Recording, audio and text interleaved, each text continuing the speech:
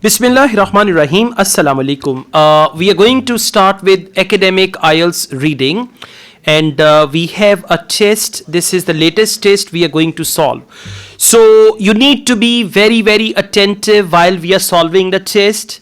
Actually, right now, don't try to find answers on your own. What you guys have to do, follow my instructions and do it all with me. Okay, if I'm reading the questions, you are reading the questions with me. If I'm reading the passage, you are following the passage with me. So be active and alert. IELTS reading is the most difficult module. The toughest one is academic IELTS reading. And those who are gender training IELTS candidates, raise your hands please. Gender training IELTS candidates, we are doing academic reading because it is the tough one, and the only difference between academic and gender training is type of passages. Otherwise, the questions, we have same type of questions in academic and in gender training. And another point is part 3 of gender training is exactly the same like academic reading. So if gender training candidates solve some tests of academic reading, they will find gender training reading easier after that by comparison. Okay, and for gender training, marking criteria is tougher, 34 correct answers, and then they get 7 band. Academic candidates with 30 correct answers, they get 7 band. So this marking criteria is different because of the level of difficulty. Okay, now whenever you start your reading, first of all you have to read the title. What's the title here? Thylacine. Now look at me. What do you understand from thylacine? Maybe animal, but you don't know. Most of you don't know. If you read the title and you don't know what it is about, it's a good idea to read the first line of the passage. What is it? The extinct thylacine, also known as Tasmanian tiger. So thylacine is a tiger. Now I want you to switch on your imagination to think about tigers. A tiger is going, tiger is walking, tiger is going there. Okay, so think about tiger. Yeah, another tiger. All right, so think about tigers and you'll understand better. Your imagination will help you a lot in IELTS listening as well as in IELTS reading module. After reading the title, first you will come to the questions and you will take a look at all the questions. Questions 1 to 5, complete the notes below. Now guys, I tell you, there are two types of questions. One is type A and one is type B. Type A questions are those where questions and answers are in order. And type B questions are those where questions and answers are not in order. Now you may ask me, how do we get to know it's type A or type B? I'll tell you about that. Mainly type B questions are just few. Two type of questions are type B. Number 1, list of headings. Number 2, which paragraph contains the following information. Otherwise, most of the questions are type A questions. Okay, so whenever you start your reading, it's a good idea to start with type A questions because type A questions are systematic ones and you can easily find your answers. So let's come to questions 1 to 5. They are complete the notes below. Choose one word only. Questions 6 to 13, what are they? True, false, not given. Now true, false, not given is also type A questions. So please note down one thing. In academic reading part 1, you are going to get sentence completion and true, false, not given. In part 1, most of the time they give you type A questions. And in gender training reading part 1, you will get true, false, not given and sentence completion as well. There will be 2 passages and you will be getting these type of questions. All clear? Okay. Now you just have to see how I read the questions, how I scan the passage, and your first target should be, after reading the question, you should reach the right part of the passage where there is the answer. Once you do so, you can save time, you can manage your time.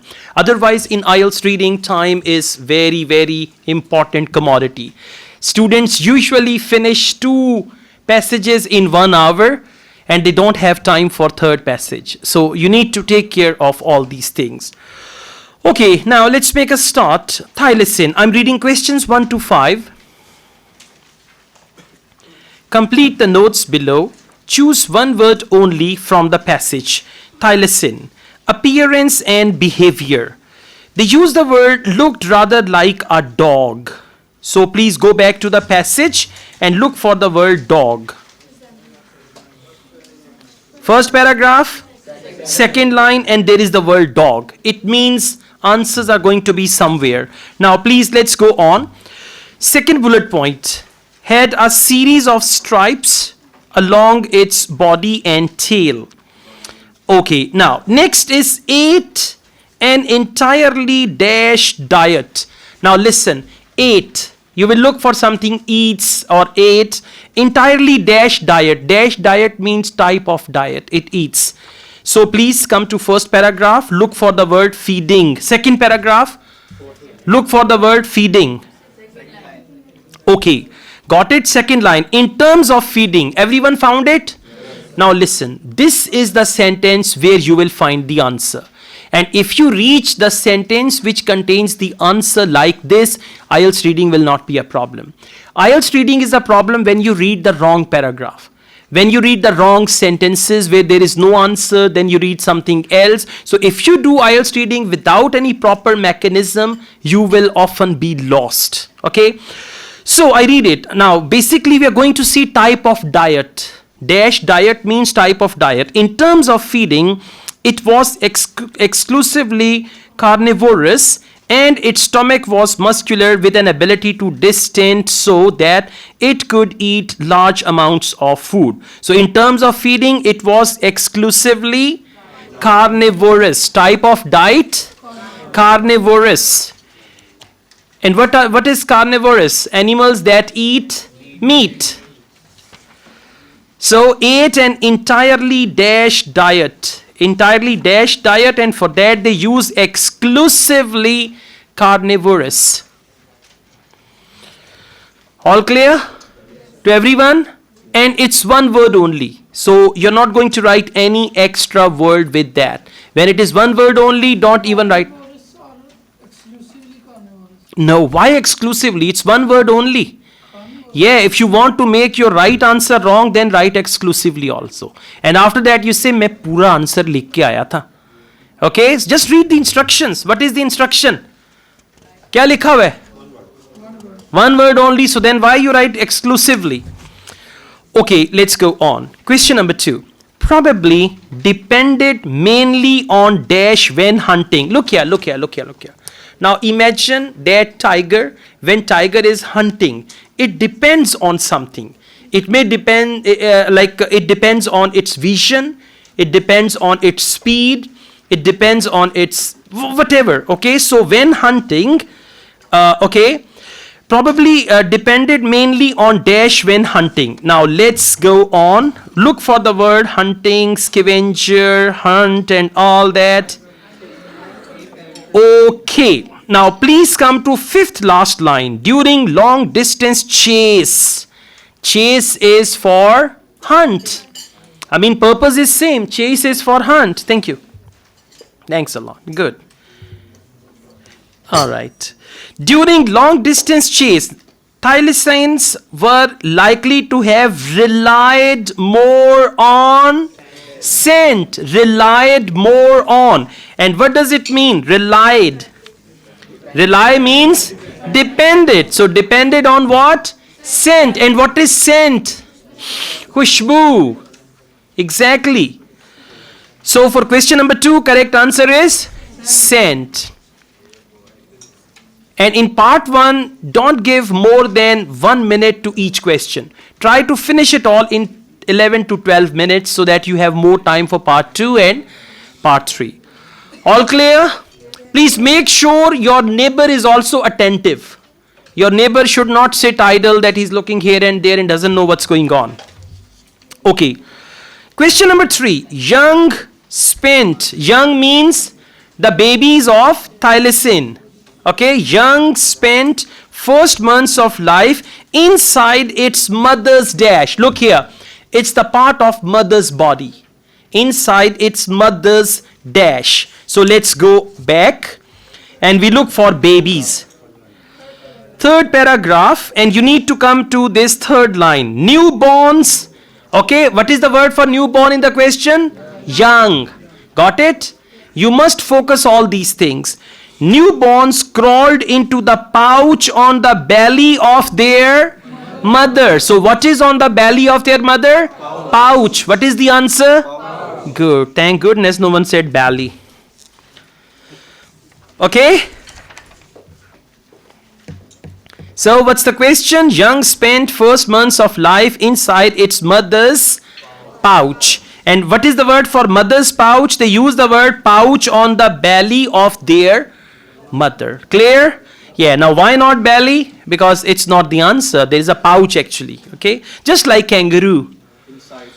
Yeah, inside. Yes, it's another word. Into the pouch and inside the pouch. Into and inside, another good thing. Good. Let's go on. Decline and extinction. Question number 4. Last evidence in mainland Australia is 3100 year old. Look for 3100. Fourth paragraph, 3100 year old. Now look here, look here. They have used the word 3100 year old dash. What does it mean? It means something which is 3100 years old. So let's go back and we read from here. Okay, we found 3100 years old. I'm reading it from second line. Fourth paragraph, second line after full stop. The most recent, found it? Okay, please follow me. The most recent well-dated occurrence of thylacine on the mainland is carbon-dated fossil from Murray Cave in Western Australia, which is, now listen, very important point, which is a word of reference, which means fossil, which goes back to fossil, or which is qualifying fossil, which is around 3100 year old. Now some will write Australia, some will write cave, okay, because they don't know where the hell is which going back to. So where which is going back, that will be the answer. Again, if you read it like this, is carbon dated fossil from Murray Cave in Western Australia, and then there is the comma, which is around 3100 year old. So that is fossil. Correct answer is fossil. Okay, let's go on. After that, there is one point without a question. So it means in the passage we will leave some lines. Question number 5. Reduction in dash. Underline the word reduction. Reduction in dash and available source of food were partly responsible for decline in Tasmania. Now let's look for reduction and we go on. Next page. Please come to next page. Okay, now first paragraph we have here. Okay, we just go on. Please come to first paragraph, third last line. These include competitions.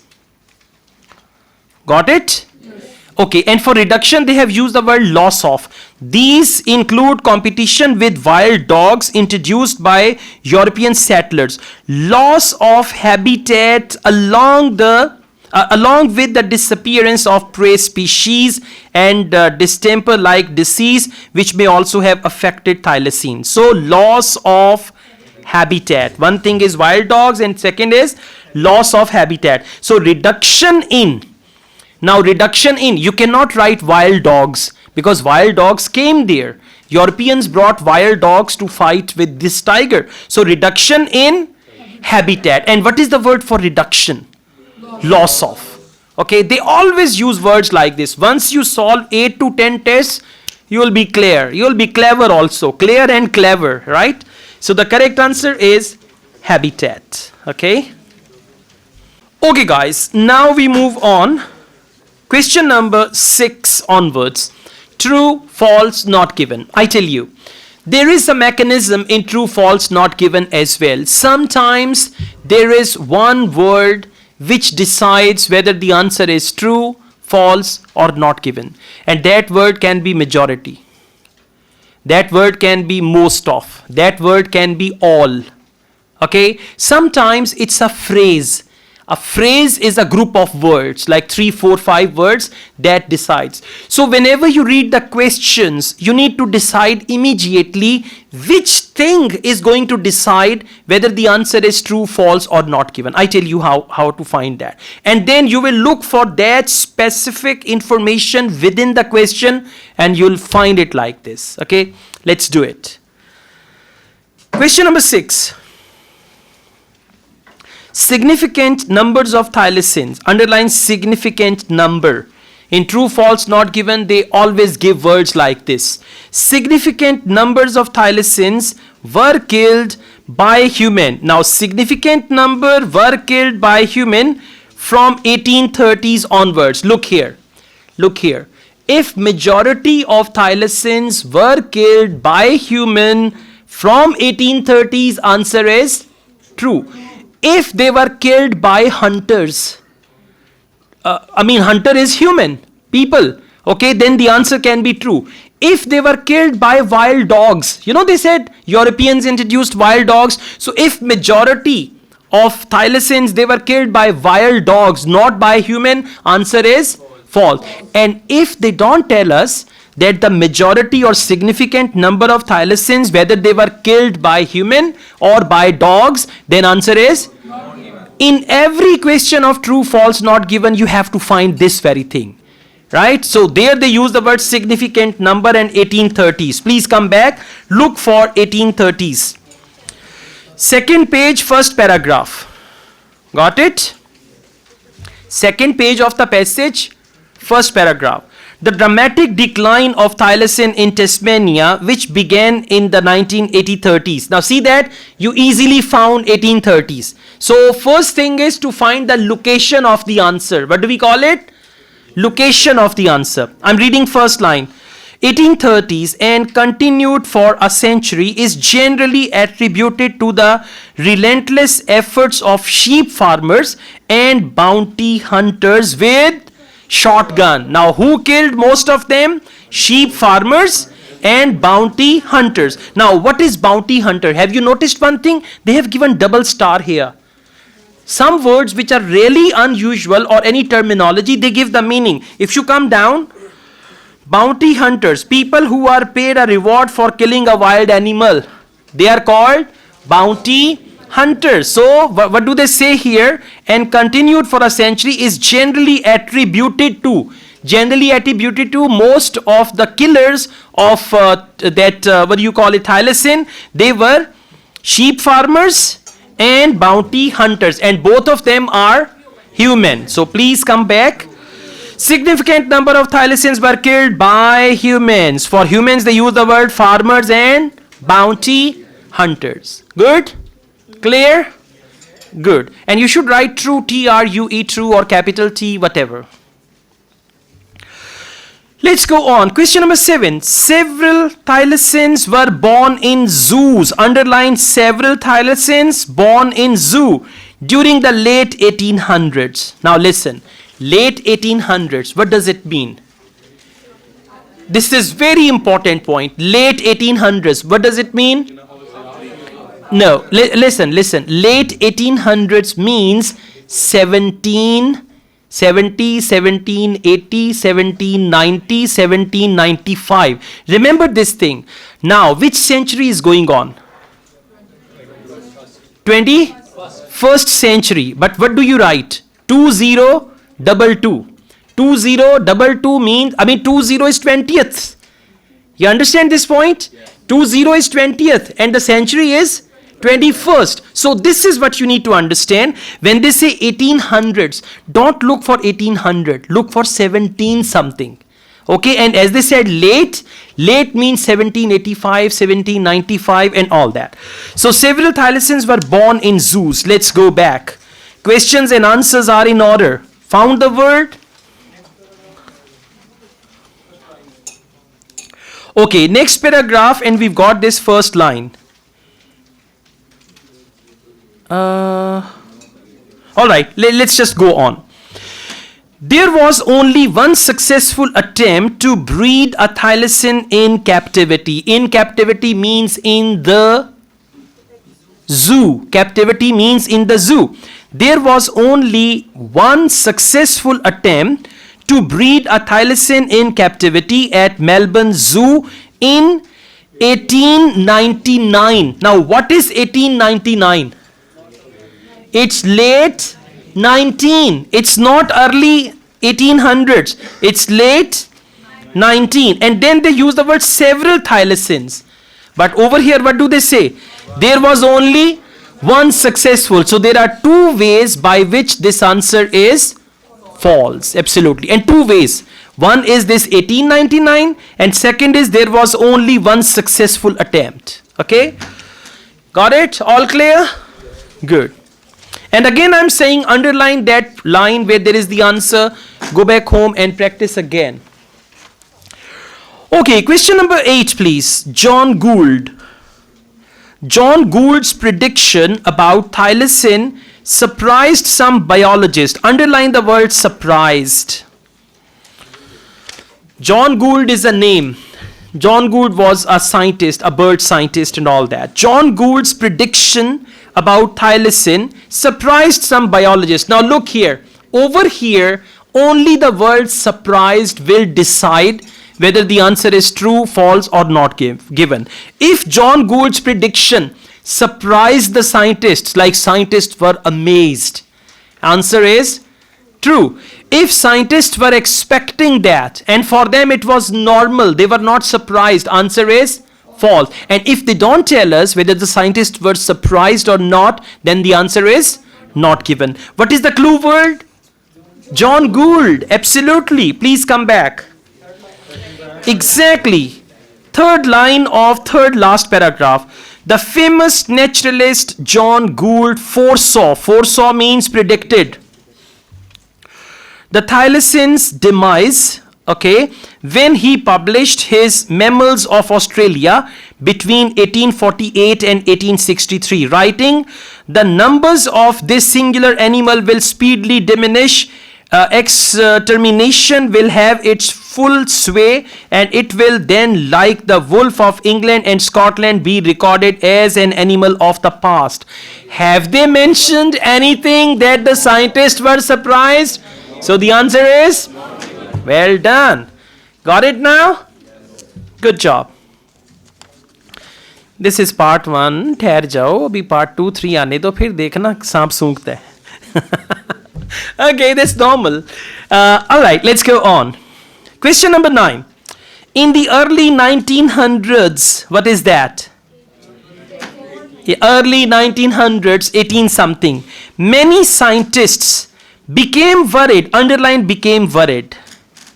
Many scientists became worried about the possible extinction of thylacine. Now listen. If scientists became worried about the possible extinction of thylacine, answer is true. If scientists did not pay any attention, if they did not notice about it, then the answer is false. And if they don't tell us whether the scientists were worried or not, then the answer is not given. Let's go back. Question number 9, second last paragraph. However, there seems to have been little public pressure to preserve the thylacine. Understand this sentence? They say, however, there seems to have been little public pressure to preserve the thylacine, nor was much concern expressed by scientists. So what does it mean? Scientists were not worried. When they use the word concerned, they use the word nor was much concern expressed by scientists. So when scientists were not concerned, they were not worried. So the answer is false. If you do IELTS reading logically with understanding, believe me, it's going to be easier for you. And if you're going to move here and there for answer of question number 1, for example, you are reading middle paragraph, then you read another paragraph, then you read more. In IELTS reading, when you start reading more, you will start getting confused and then you will never find the answers. Okay? So be careful. Have you noticed one thing? We are reading only 1 to 2 lines. For each answer, we are reading 1 to 2 lines. And how do we reach there? We read the question. From the question, we find the clue word and we go there. Okay? Let's go on. Question number 10. T.T. Flynn. Now, what's the clue word? T.T. Flynn's proposal to rehome captive thylacines. Rehome means bring them back. For example, in Pakistan, there is a place called Kalar Kohar. And once upon a time, there used to be peacocks there.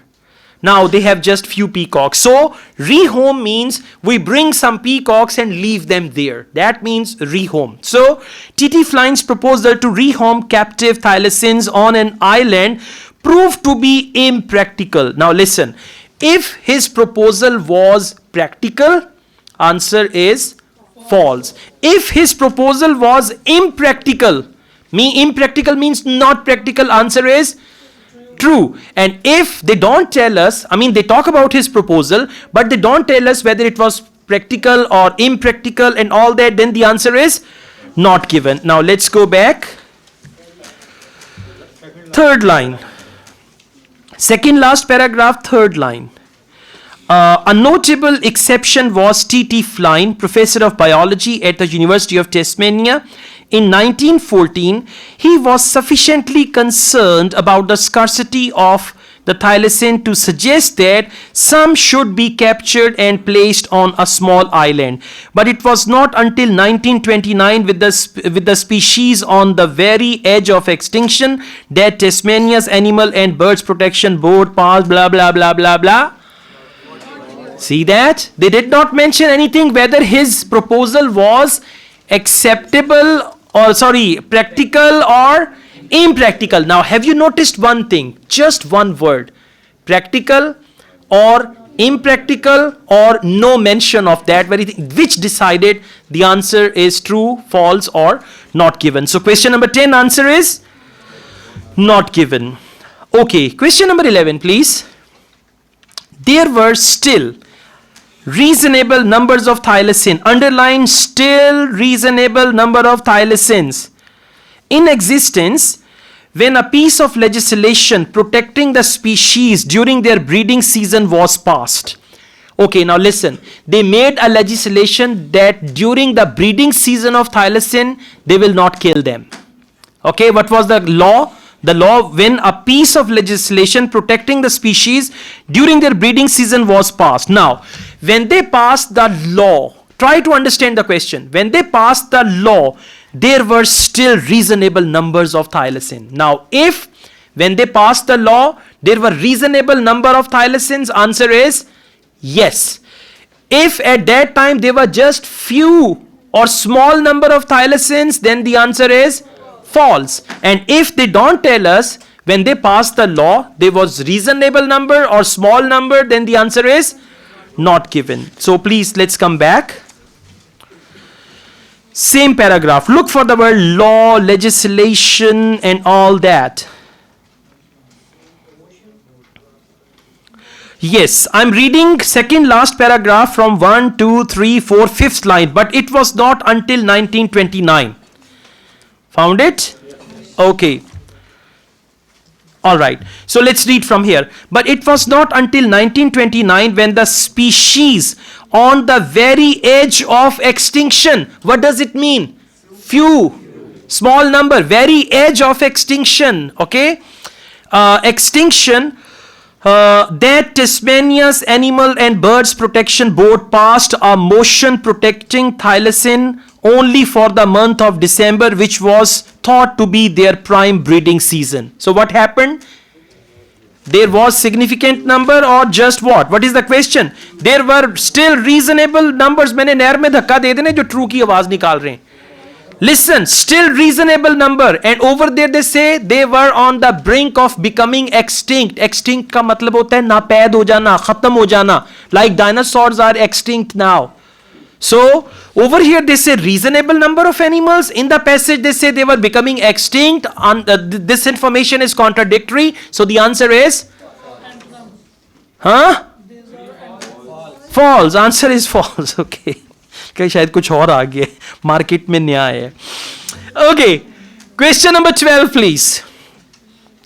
Question number 12. From 1930 to 1936. The only known living thylacines were all in captivity. In true false not given, word all is very dangerous. Encircle all. And imagine the question, 1930s to 1936, that is your clue word. Now they say only known living thylacines were all in captivity. Now listen, if only known thylacines were all in captivity, answer is true. If some were in the jungle and some were in captivity, it means not all. If they use the word majority of them, they were in captivity. Now majority does not mean all. Okay, you just have to focus the word all. Let's go back. Same paragraph, and you see the word 1930. I'm reading it from fourth last line. The last known wild thylacine to be killed was shot by a farmer in the northeast of Tasmania. What does it mean? Farmer ne to maar diya. Okay. All right. They say, I'm reading this one again. The last known wild thylacine to be killed was shot by a farmer in the northeast of Tasmania in 1930, leaving just captive specimens. Official protection of the species by Tasmanian government was introduced in July 1936, 15 days before the last known individual died in Hobart Zoo. So last one also died in Hobart Zoo. Now please come back. Wait a minute, let's read the question, then we decide. From 1930 to 1936, the only known living thylacine were all in captivity. Now listen, how many were left? Okay, so please come back here. What do they say? We read it again.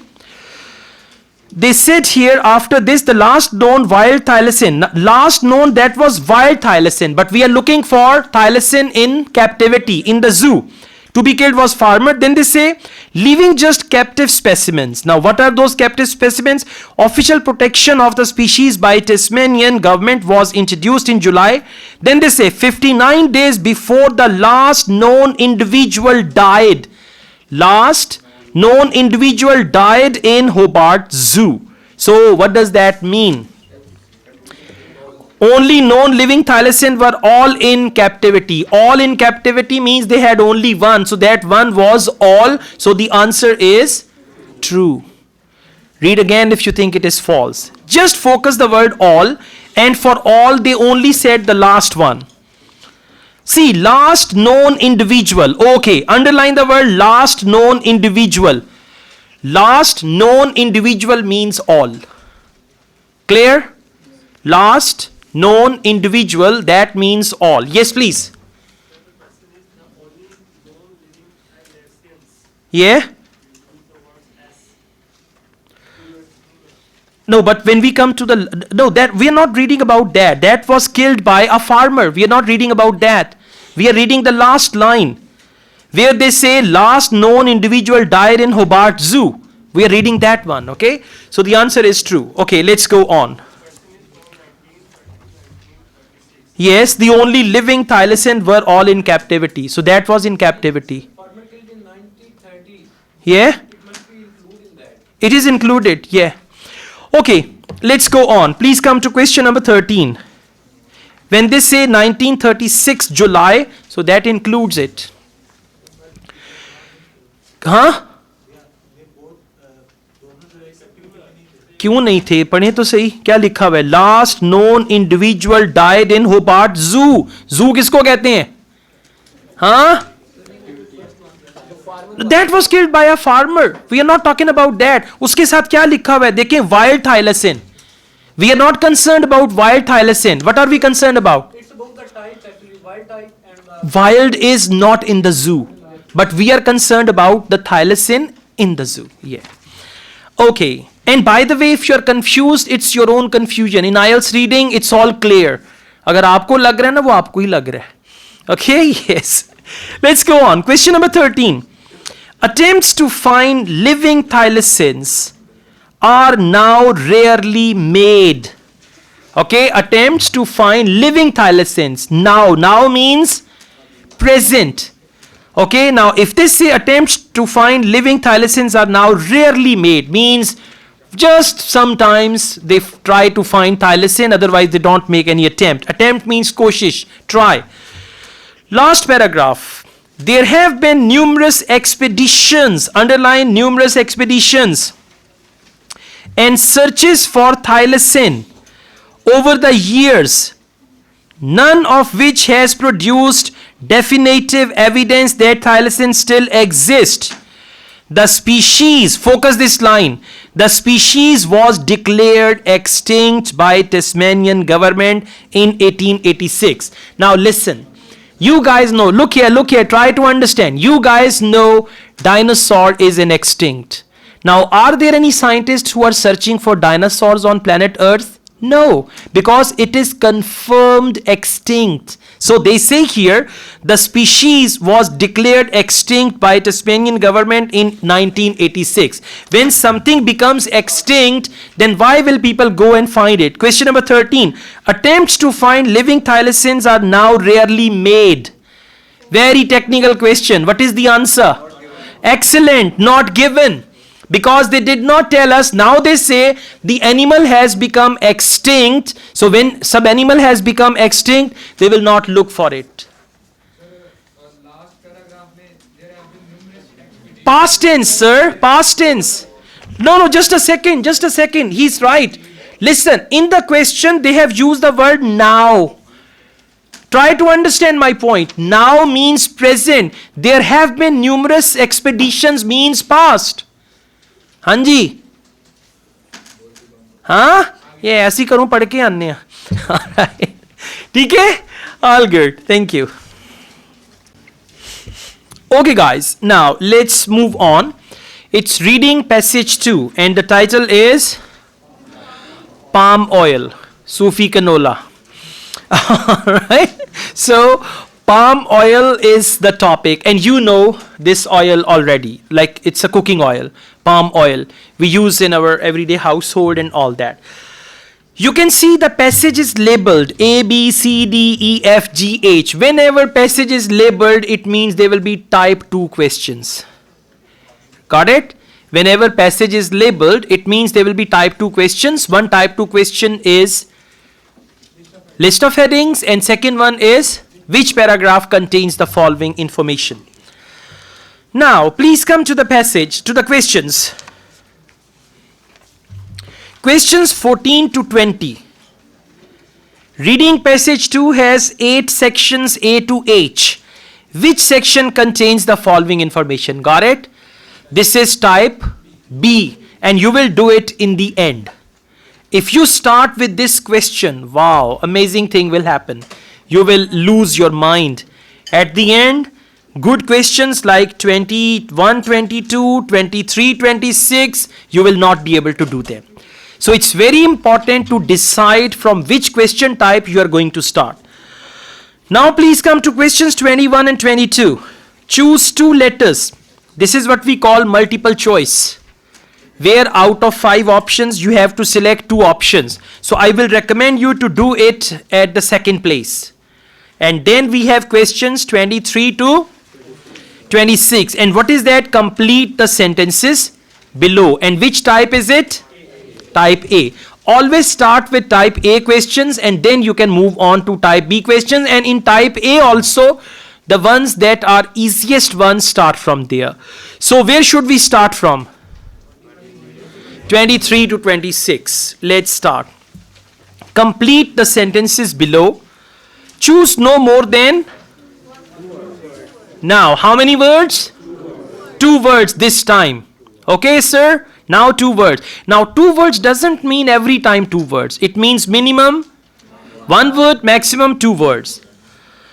Write your answers in boxes 23 to 26 on your answer sheet. Question number 23. One advantage of palm oil for manufacturers is that. Now what's the question? One advantage for palm oil manufacturer is that it stays. What does it mean? Palm oil. It stays or palm oil stays dash even when not refrigerated. Now look for the word refrigeration, manufacturers, and by the way, start looking for answers from the first paragraph.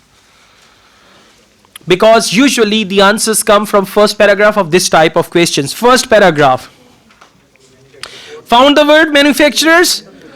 Okay, now please follow me and listen. Look here, look here. Your first target should be to find the location of your answer.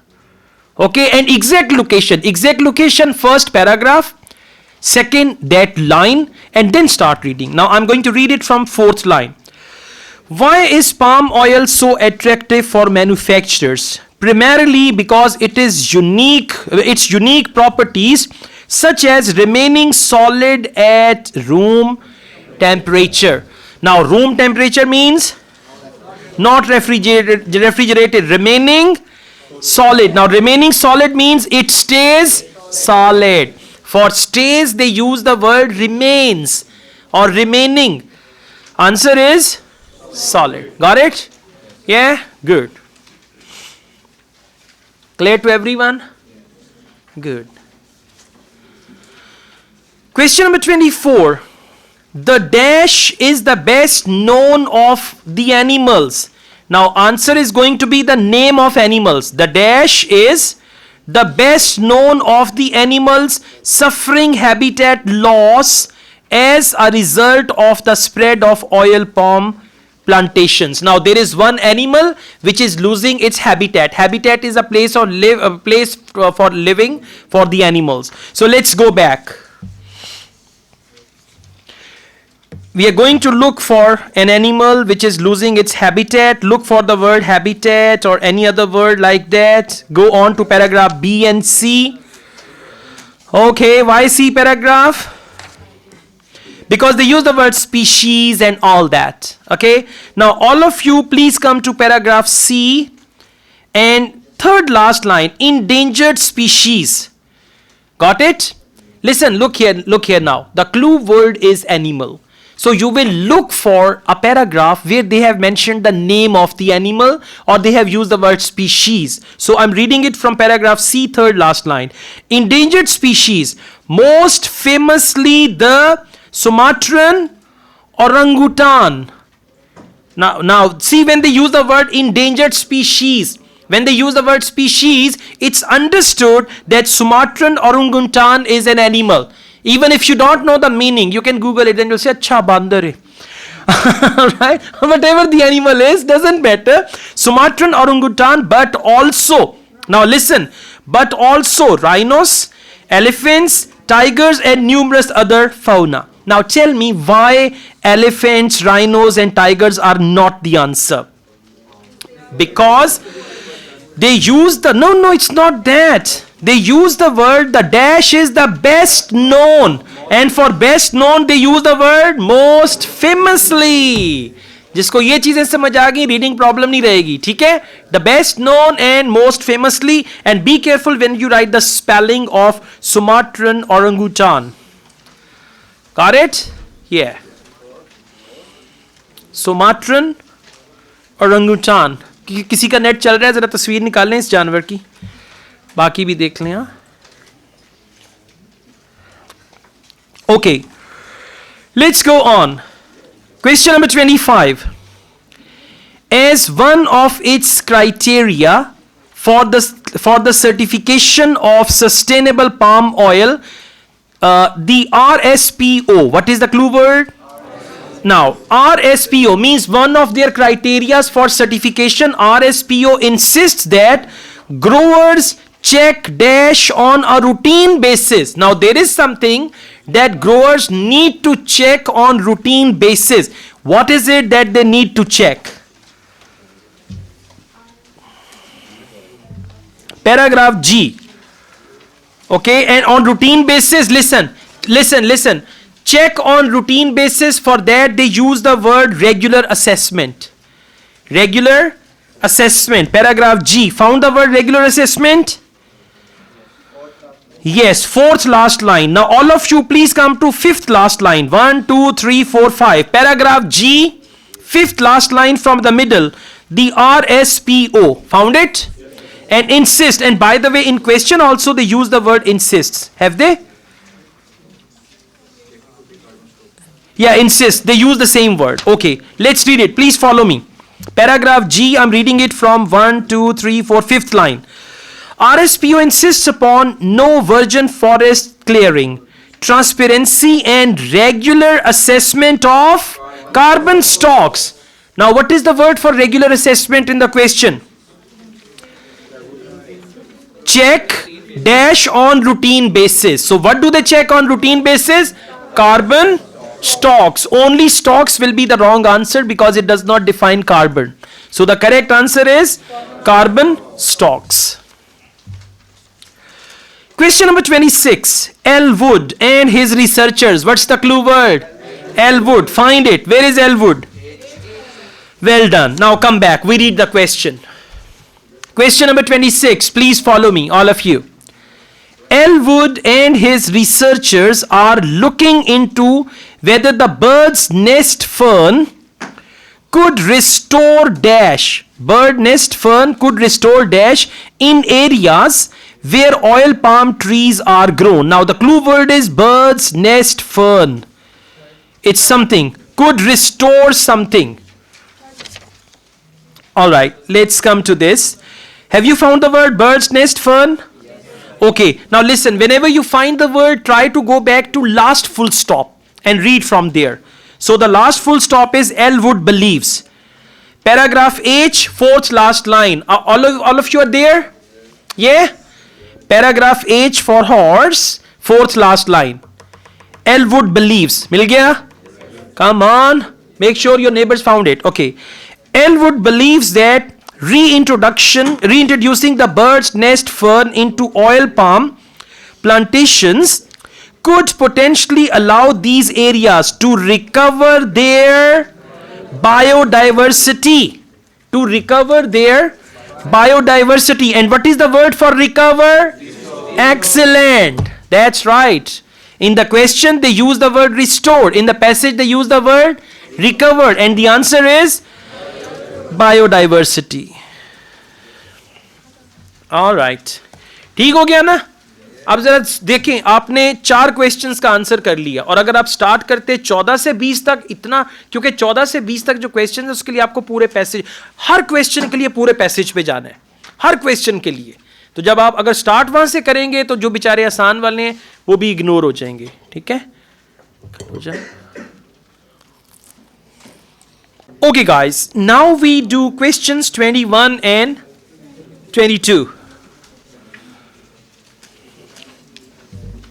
And again the location of questions 21 and 2 that can be one paragraph where you will find these 2 answers. Write the correct letters in boxes 21 and 22 on your answer sheet. Which 2 statements are made about round table on sustainable palm oil? Underline round table on sustainable palm oil. 2 statements are made. Now listen. Will you read all the options A, B, C, D, E? Not at all. You will waste your time. First of all, we are going to find where have they given statements about the round table on sustainable palm oil.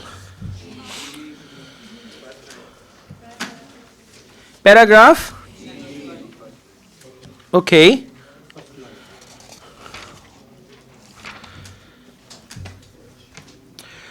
All right.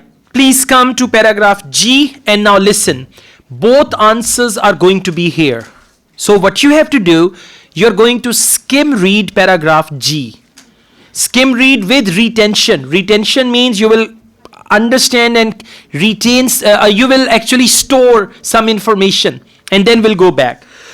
So listen, we just read it together. Industry is now regulated by a group called Roundtable on Sustainable Palm Oil, and they said 2 statements. What is the question?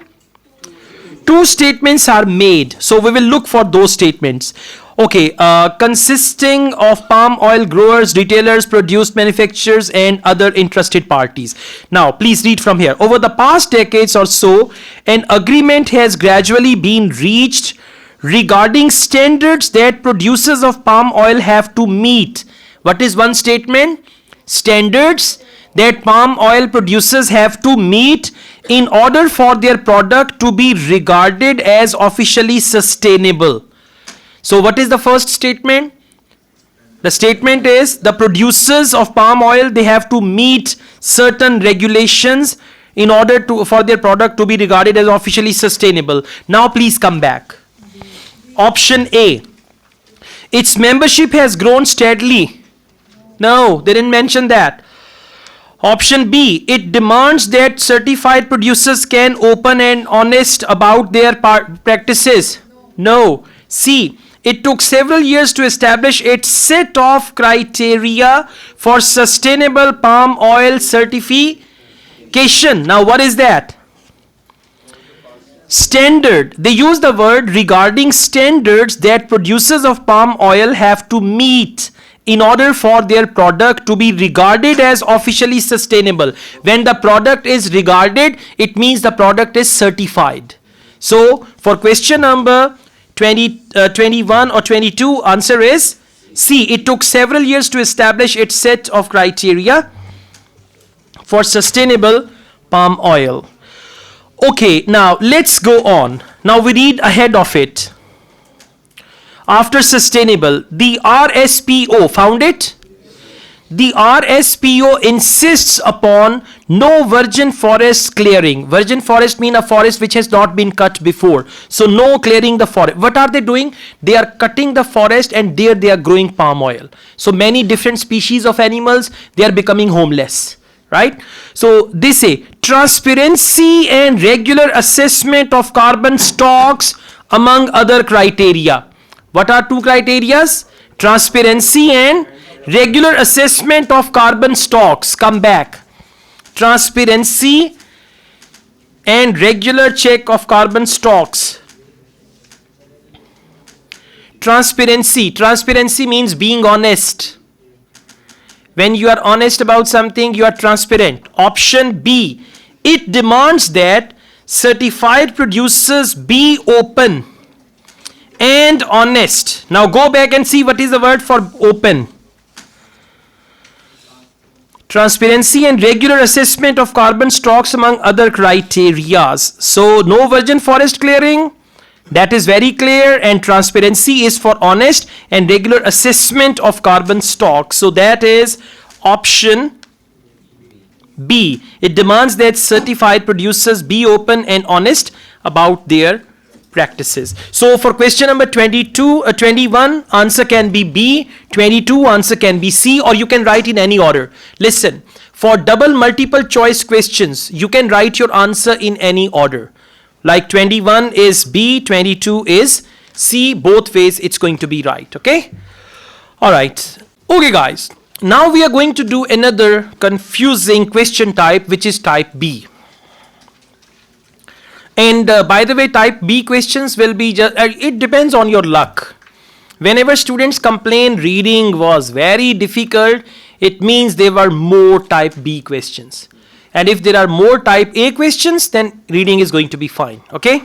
In part 1, mostly they give you type A questions. But if you are unlucky, part 1 starts with list of headings. Okay, part 1 starts with which paragraph contains the following information, okay? So don't worry.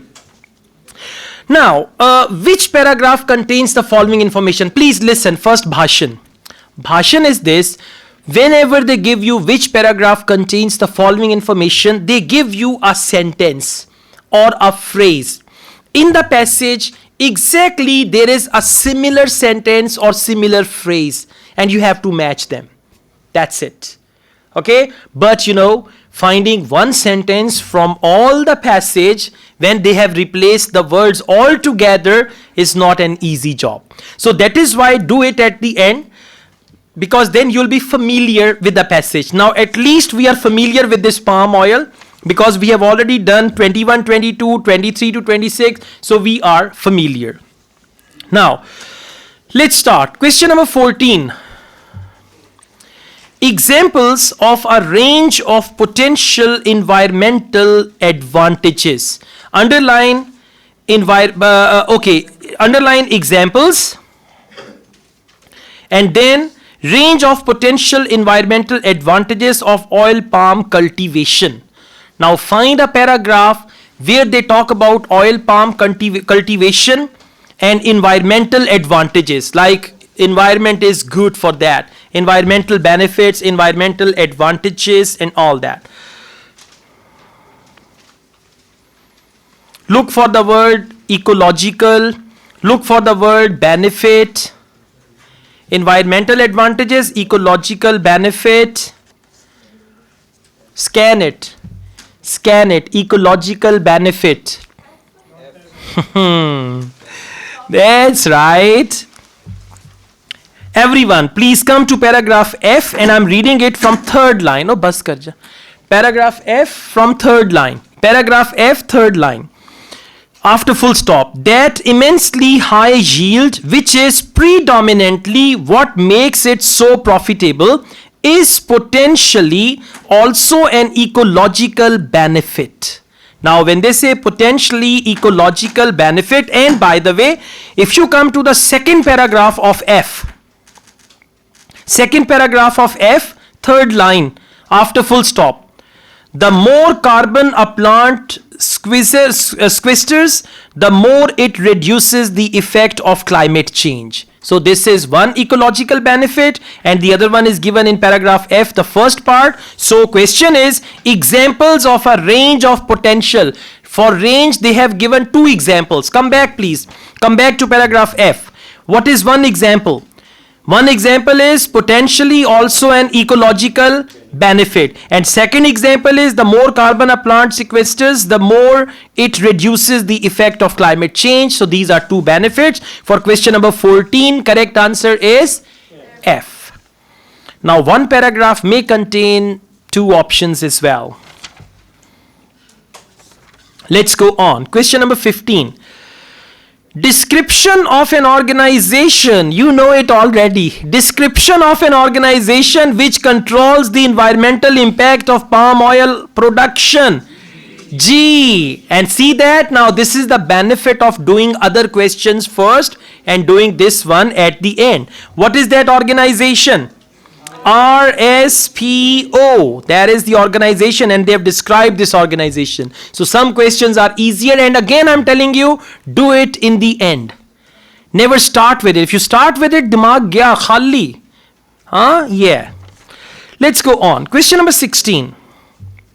Examples of the widespread global use of palm oil. Very simple. Look here. They will say palm oil is used at home for cooking. Palm oil is used in industry for making soap. Palm oil is used for making shampoo and all that. Examples of widespread global use of palm oil.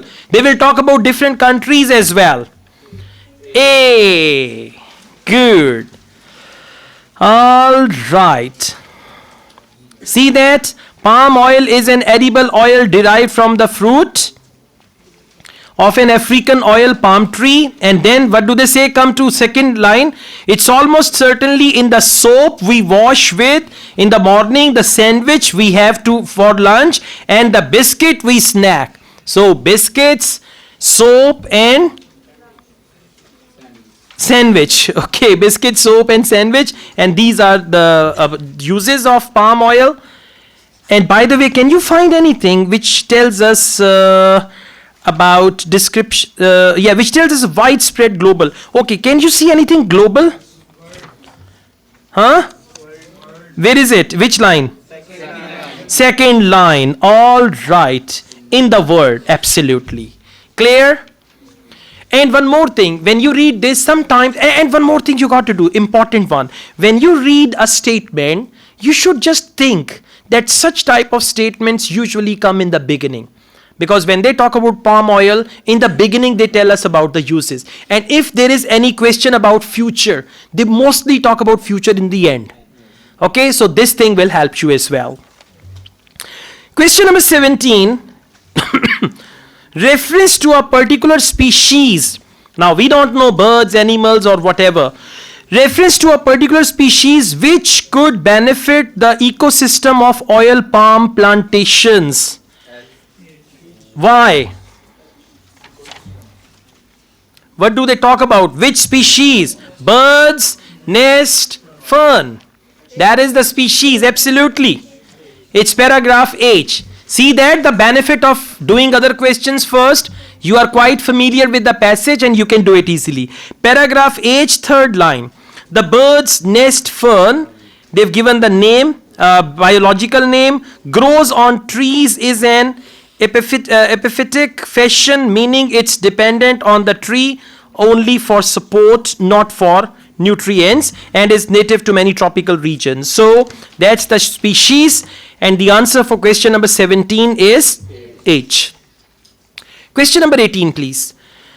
Figures, very simple. Look for a paragraph with numbers. Whenever they say figures illustrating the rapid expansion of palm oil industry, figures. Yeah, see that? Figures illustrating the rapid expansion. Figures means numbers. Yeah. Rapid expansion of the palm oil industry. Paragraph B. And what are the figures? 6 to 17 million hectares. Got it? See, sometimes it's this easy. Okay, now if you find figures in 2 paragraphs, then what do you have to do? Read the question again. Come back to question. Figures illustrating rapid expansion. Now, rapid expansion, that is going to be in hectares. Do you understand? Hectares. It's just like you are measuring the land. So, land is measured in hectares. So, that is why for question number 18, right answer is B. Listen, I told you the point. Do you understand? It's just not the numbers, because they use the word rapid expansion. So expansion of palm oil industry on land, it means they might use the word hectares or any other word. Question number 19. Economic justification for not opposing the palm oil industry. Economic justification, that it is giving profits to the country or it is the backbone of a country. That's why they should not oppose palm oil industry. Okay, well done. Come to paragraph E. One response to the boycott movement. And for that they use the word opposing the palm oil industry. Opposing means like the boycott and all that. One response to the boycott movement has been the argument for the vital role palm oil plays in lifting many millions of people in the developing world out of poverty. Now see that, one sentence only. Now what is it? Come back to the question. Economic justification. What is economic justification here? Developing world out of poverty. That is their economic justification. And what else they mentioned here? For not opposing the palm oil industry. Very simple. One response to the boycott movement has been. Boycott movement has been means not opposing the palm oil industry. And what is that? In developing country or developing world, it takes people out of poverty. So question number 19, answer is E. Just underline it and go back home, read it again and you'll find it. Do it individually as well. Question number 20, examples of creatures badly affected by the establishment of palm oil plantations. Example of creatures, names of animals. C. Why C? Elephants, tigers, rhino, Sumatran orangutan or whatever, okay? See, so see that? It's not that difficult. For question number 20, answer is C. So if you do it in the end, then you will be familiar with the passage. You can do it easily. Many questions you will answer without even going to the passage. Right? Got it? Okay, thank you. Okay guys, reading passage 3. Title, Building the Skyline. ऐसे पुट्ठे topics लेके आते हैं ना, but they are very interesting. Now I've started to take interest. This is the latest book and I've solved all the tests. And I really enjoy going through these tests. Building the Skyline. The birth and growth of Manhattan's skyscrapers. Where is Manhattan? In New York, in America. Alright? Yeah. Don't say, Sade pind de naal duja pind Manhattan. Okay? So, the birth and growth of Manhattan skyscrapers. And then there is another subtitle, Catherine L. Chester reviews a book by Jason. Okay, Building the Skyline, Birth and Growth of Manhattan Skyscrapers. It's a very useful book. कितने लोगों ने पढ़ी हुई है? किसी ने भी नहीं पढ़ी? मैंने भी नहीं पढ़ी. Okay, it's a very useful book. Okay, don't read it. All right. So what does it mean? We have a book review. What do we have? A book review. And what is the book about? Building the skyline, and the book is about skyscrapers of Manhattan. What is skyscraper? Tall building. Like in Pakistan, we've got Arfa Karim Tower. That is a skyscraper. Okay, and there are many more buildings like that. So Manhattan's skyscrapers. Now come to questions. Multiple choice. Multiple choice. Questions 27 to 31. Sidha okay be? Questions and answers are in order. Yes. Questions 32 to 35. Yes, no, not given. Questions and answers are in order. Questions 36 to 40. Summary completion. Questions and answers are. Wow. Sukhi ho gaya kaam. Yeah? All are in order. Abhi karenge to maut padegi. Okay? For now it's okay. All right. Where should we start from? Let's start from multiple choice. Okay? We start from multiple choice because, but anyways, I would recommend you to start from 36 to 40, then do 32 to 35, and then do 27 to 31. Okay? But we start from question number 27. What point does Chester make? Underline Chester. You know Chester? Yasin de Mamedi Kudi.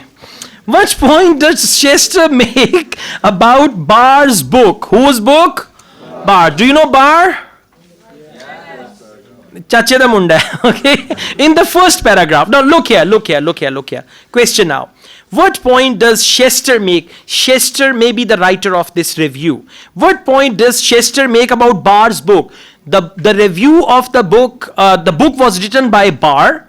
Barr's book means Barr is the author of the book and Chester is the reviewer of the book. So what point does Chester make about Barr's book in the first paragraph? Wow, they're so good. They mentioned first paragraph. If they mention first paragraph, second line. Yeah, it's going to be even easier than that. Now, come back. First paragraph. What point they make? I'm reading first paragraph from the beginning. In Building the Skyline, Jason Barr takes the reader through the detailed history of New York City. The book combines geology, history, economics, and a lot of data to explain why business clusters developed, where they did, and how the early decision of workers and firms shaped the skyline. Now just focus why, then focus how.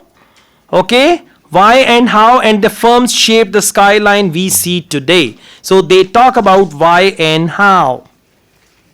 Option A. Now listen, after this you will read the options, and by the way, wrong options automatically you are going to eliminate. Yes. No, I mean we got the point. I tell you, in the beginning they mentioned, and the most important thing is why and how. Now I'm going to link it with the answer, why and how. I got it already. It gives a highly original explanation for urban development. No. Option B. Elements of Barr's research papers are incorporated throughout the book. No. Now C, chance is 50-50. And best way is elimination. Elimination means wrong one out. Okay. Option C. Other books that are available on the subject have taken a different approach. There is no mention of other books. Option D, it covers a range of factors that affected the development of New York. Now come back. What are the range of factors? Yeah, they mentioned that why business clusters development, where they did. Now why, where, how. So they are range of factors. So for question number 27, correct answer is D for doctor. Clear? You can do it when you do it at home, you will understand it better because you are repeating it. So when you repeat the test, you understand things better, all right? Question number 28. How does Chester respond to the information in the book about tenements? Now what's the clue word? Tenements. Now let's look for how does Chester respond? So answer of Chester to the information in the book about tenements. Please come back. Tenements, where do you find? Third paragraph. Okay. Now please come to third line of third paragraph. Got it? Third line of third paragraph. Both chapters are informative. Got it? Now let's read it carefully from here. Both chapters are informative and well researched and set the stage for the economic analysis that comes later in the book. I would have liked, now focus this thing. I means reviewer. I would have liked Barr to expand upon his claim that existing tenements prevented skyscrapers in certain neighborhoods because, and then there is the reason. What does the reviewer say? I would have liked Barr to expand upon his claim. Now it means Barr claimed about something, but he did not elaborate that. He did not expand it on that. So the writer says, I would have liked Barr to expand upon his claim that existing tenements prevented skyscrapers in certain neighborhoods. It means there is little information about existing tenements. So I would have liked him to explain more. Come back, please. Option A, she describes the reason for Barr's interest. No. Option B, she indicates a potential problem with Barr's analysis. C, she compares Barr's conclusion with that of other writers. No. Option D, she provides details about the source Barr used for his research. No. Okay, now come back. If you still don't find it, you've got to come back to the passage. Please come back to the passage. We read it again from here. Both chapters are informative and well researched. Focus it. Both chapters are informative and well researched and set the stage for the economic analysis that comes later in the book. So, all right, option B, she indicates a potential problem. What is that potential problem? Not? Absolutely, with Barr's analysis. So please come back. This is set the stage for economic analysis that comes later in the book. I would have liked Barr to expand on his claim. So he explains later in the book, but she wanted that explanation first. That's why she indicates a potential problem with Barr's analysis. And what is that problem? Not? Absolutely. This thing, Barr to expand upon his claim. So that is the problem that existing tenements prevented. Correct answer is option B. Sometimes when you eliminate wrong choices, you are left with the right answer. And sometimes if you don't read carefully, first of all, you will eliminate the right answer. Okay? You will say, "Ye to hai hi nahi," aur wahi answer hota hai. So be careful. Question 29. What does Chester say about chapter 6 of the book? What's the clue word? Yes, chapter 6. What does Chester say about chapter 6 of the book? Second page, third paragraph. Chapter 6, fourth last line. Got it? Second page, third paragraph, 1, 2, 3, fourth last line. Now what does Chester say? Chapter 6 then presents data on building height throughout the 20th century and uses regression analysis to predict building construction, while less technical than the research paper on which the chapter is based. So while less technical than the research paper on which the chapter is based, it is probable more technical than would be preferred by a general audience. So what is it? More technical than would be preferred by a general audience. She says chapter 6 is more technical, while less technical than the research paper. Okay, listen. Chapter 6 is based on a research paper. That research paper is very technical. Chapter 6 is less technical than the research paper which the chapter is based. It is probably more technical than would be preferred by a general audience. So for general audience, still it is technical. Come back. Question number 29. A. It contains conflicting data. Data is used, but conflicting word is not given.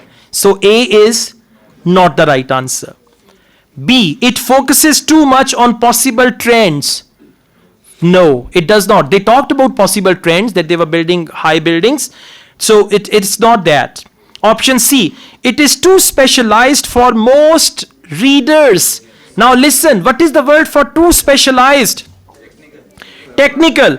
Too specialized, for that they use the word here, more technical than would be preferred by general audience. General audience means readers, right? So more technical, and for that they use the word too specialized. So for question number 29, correct answer is C. Let's go on. Question number 30. What does Chester suggest? Underline Chester suggest. What does Chester suggest about the chapters focusing on 1920s building boom? Now, clue word is 1920s building boom. Well done. And the question is, what does Chester suggest? Please come to second last paragraph. Chapter 8 and 9 focus on the birth of Midtown and building boom of the 1920s. Chapter 8 contains lengthy discussions of urban economic theory that may serve as a distraction. Now, this may serve as a distraction to readers primarily interested in New York. So that chapter is a distraction for the readers who are primarily interested in New York. Come back. What does Chester suggest about the chapters focusing 1920s building? Option A. Information should have been organized. No. Option B. More facts are needed about the way construction was financed. Not at all. Some options are no, some options are not at all, some options are maybe, some options are yes. Okay. Option C. Explanation that is given for the building boom is unlikely. Explanation is given, but they didn't mention it is unlikely. Option D. Some parts will have limited appeal to certain people. Now let's go back. Focus, limited appeal to certain people. What is that? Readers primarily interested in New York. Readers, for readers they use the word certain people. For limited appeal, they use the word interested in New York. This is high level English, you have to understand. You are doing academic IELTS reading part 3. So listen again. For readers, what is the word they used? Certain people. Okay, certain people is used for readers. And limited appeal. What is limited appeal? Interested in New York. For example, if I am interested in New York, it means I've got limited appeal. Right? Just like that. So to readers primarily interested in New York, for that question number 30, correct answer is D. Question number 31. What impresses Chester the most? Underline impresses Chester the most about the chapter on land values. What's the clue word? Okay, what impresses Chester the most? And she will use any word for most and what I was impressed most by and all that. So please come back. Last paragraph. Okay, I'm reading in the final chapter, chapter 10, Bart discusses another of his, is it chapter 10? Chapter on land values. Okay, now let's see. Do we have the word land values? Fourth line. Okay, now let's read it from here. In the final chapter, chapter 10, Bart discusses another of his empirical papers that estimates Manhattan land values from the mid-19th century to the present day. The data work that went into these estimations is particularly impressive. What is impressive particularly? Data. Let's go on. Toward the end of the chapter, Bart assesses whether skyscrapers are a cause or an effect of high land value. Are they the reason for high land value, or are they the cause of that? Cause or effect of that? He finds that changes in land value predict future building height. Let's go back. Okay, option A, broad time period that is covered. No. Option B, interesting questions that bar asks. This is not given. Now we are left with C and D. Be careful. Nature of the research into the topic. D, recommendations bar makes for the future. Okay, now let's come back. They say the book ends with an epilogue in which bar discusses the impact of climate change on the city. There is no future. There is anything about future. So please come back to the question 31. Correct answer is C, nature of the research. Let's find it. Nature of the research into the topic. What is the nature of the research? Data work. Got it? Data work is actually the nature. Data work that went into these estimations is particularly impressive. So data work is the nature of research. For question number 31, correct answer is C. All right. हम लोग 12 बजे तक class कर रहे हैं रात के. ठीक है, अब सुबह 12 बजे तो आपने आना है ना. ठीक है, बुला रहा है आपको.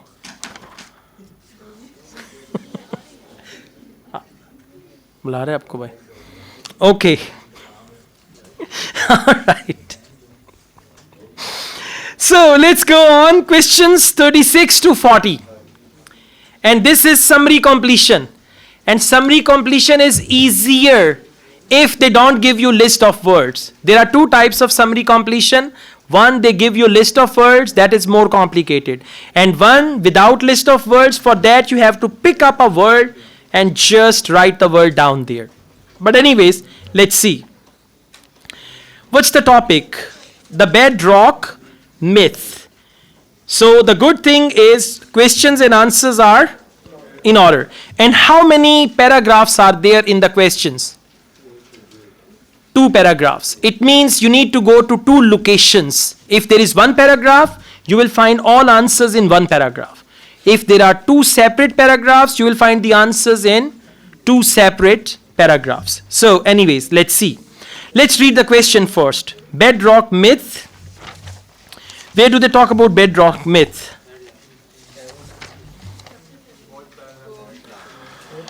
Okay, it's the third last paragraph of the passage where they talk about bedrock myth. So luckily we will find the answers here. Is this clear? Alright, now please come to questions.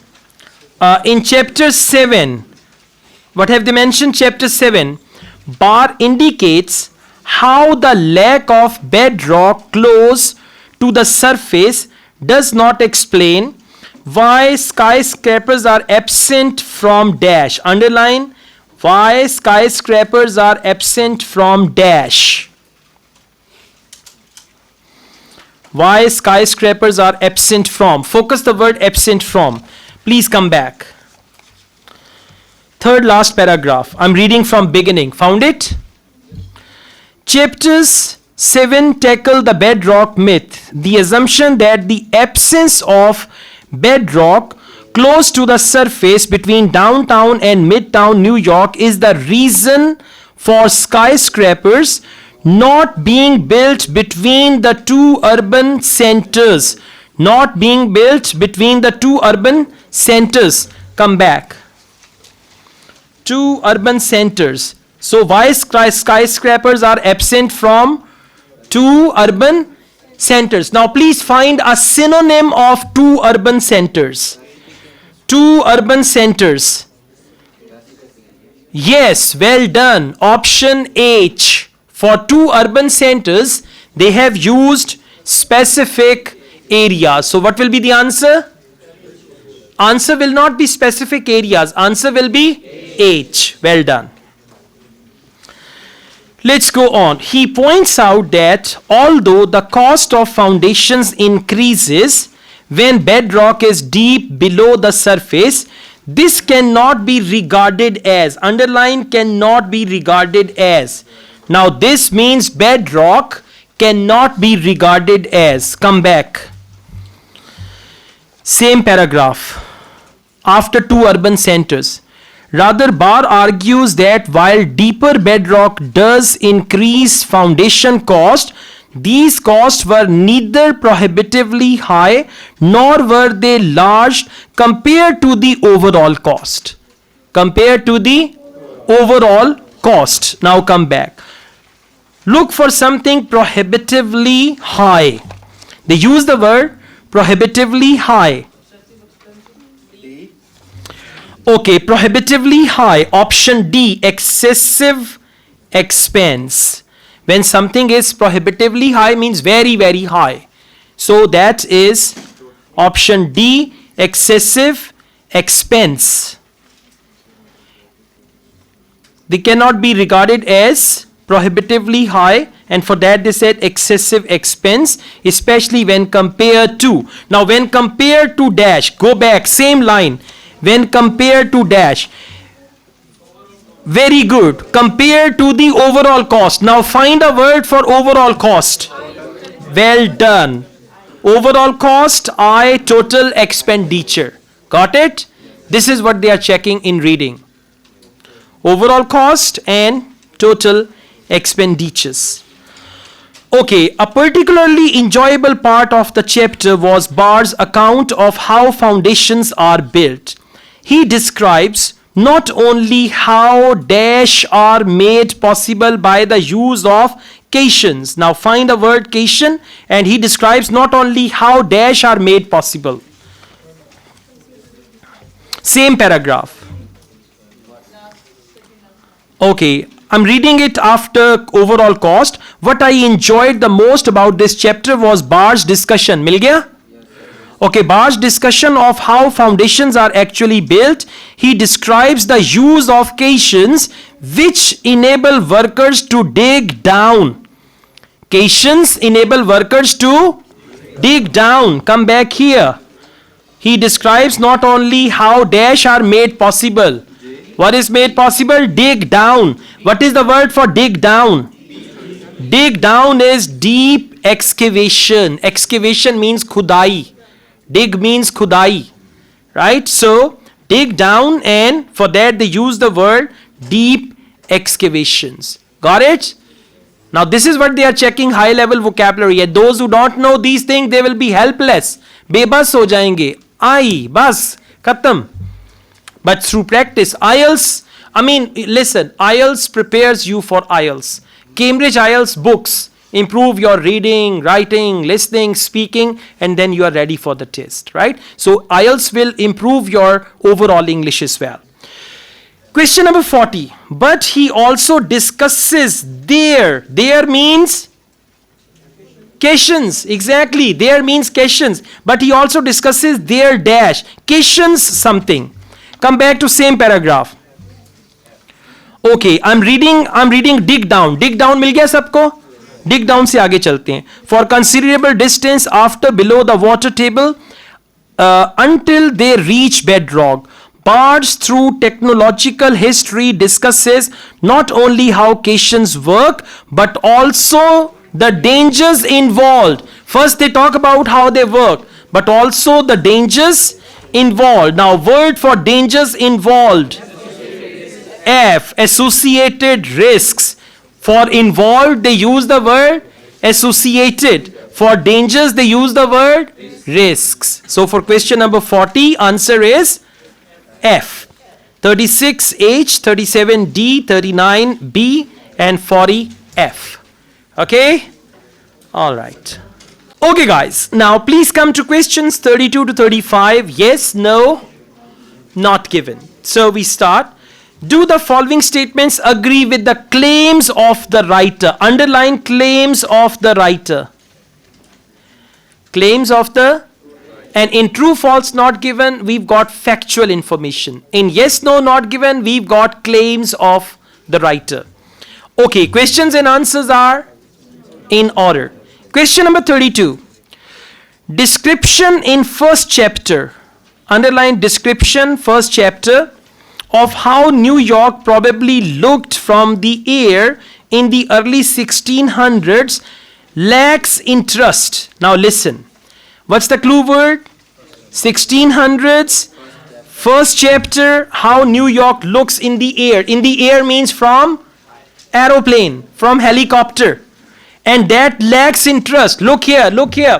Only these two words will decide. Lacks interest. If that chapter is most interesting, answer is false or no. If that lacks interest, it's boring, then answer is yes. And if they don't tell us whether it lacks interest or it is more interesting, then it is not given. So please come back. Second paragraph. Bar begins chapter 1 by taking the reader on a helicopter time machine ride, giving a fascinating account. Now, fascinating account. And over here they use the word lacks interest. True, false तो हम कर ही नहीं रहे. No. This is a very common mistake students do. For yes they write true, for no they write false. At the end they say, oh hi, my reading went very well. Okay, your answer will be wrong if you write true, false for yes, no and all that. Okay, so lacks interest, and there they say fascinating account. Fascinating means interesting. It does not lack interest. So question number 32, answer is no. 33 now. Chapters 2 and 3 prepare the reader well for material yet to come. Chapters 2 and 3, come back. Chapters 2 and 3. Yeah, chapters 2 and 3. It's the third paragraph. And please come to third line. Both chapters. Found it? Third line, both chapters. Now what does both chapters mean? Chapters 2 and 3. Both chapters are informative and well researched and set the stage for the economic analysis that comes later in the book. So these two chapters prepare the readers for the next chapter that comes in the book. Chapters 2 and 3 prepare the reader well for material yet to come. What is material yet to come? The next chapters. Okay, answer is yeah. अब कहाँ ना true, पर मैं कौ खाऊंगा. All right, let's go on. The biggest problem, underline biggest problem. Yasin was a naswar leke aana. You know, have chundi and then start reading. No problem. Yeah. और नहीं वापस आ जा. वाकई ना लिया naswar. Once I did in one of the videos. There was the candy and I did it like this and I put it there. Actually it was candy, but I took it the way naswar is taken, but then I gave the clarification, it's not naswar. I don't smoke, I don't take anything like that. सिर्फ खाना खाता हूँ, पानी पीता हूँ, बस, that's it. हल्का फुल्का नाश्ता कर लेता हूँ. Okay, question number 34. Biggest problem for many 19th century New York immigrants. Underline biggest problem. And then 19th century New York immigrant neighborhoods was lack of amenities. Look here. What are amenities? Electricity, water, sewerage and all that. Telephone, gas. They are called amenities. So the biggest problem for many 19th century. If amenities was the biggest problem, answer is yes. Not true. Answer is yes. If there was another big problem, or the biggest problem was not amenities, they had amenities but they had another problem, then the answer is no. And if they don't tell us the biggest problem, then the answer is not given. Please come back. Look for the word amenities. Second page, first paragraph. Found it? I'm reading it from second line. Barr identifies 4 primary immigrant enclaves and analyzes their locations in terms of the amenities available in the area. Now, did he mention that amenities was the biggest problem? Number 1, no. Number 2, did he mention the biggest problem? No. So, what is the answer? Not given. Question number 35, please.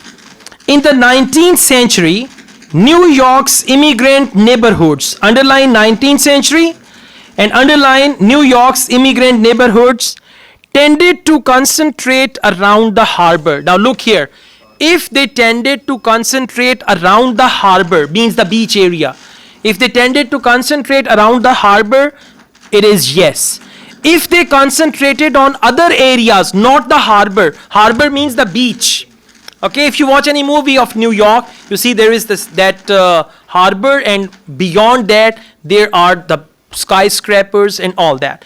So that's very popular point. So in 19th century, New York immigrant neighborhoods mean the people who settled there, tended to concentrate around the harbor. Now please come back. Same paragraph where we found the answer of 34. Most of these enclaves, found it?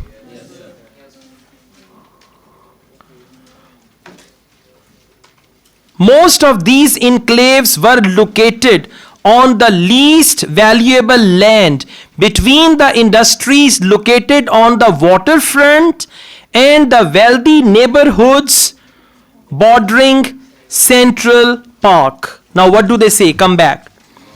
In the 19th century, New York's immigrant neighborhoods tended to concentrate around the harbor. Now let's see if they tended to concentrate around the harbor or not. Come back here again. Most of these enclaves were located on the least valuable land.